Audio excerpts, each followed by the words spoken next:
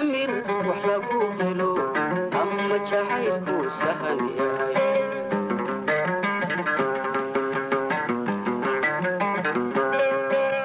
haddii samir wax lagu helo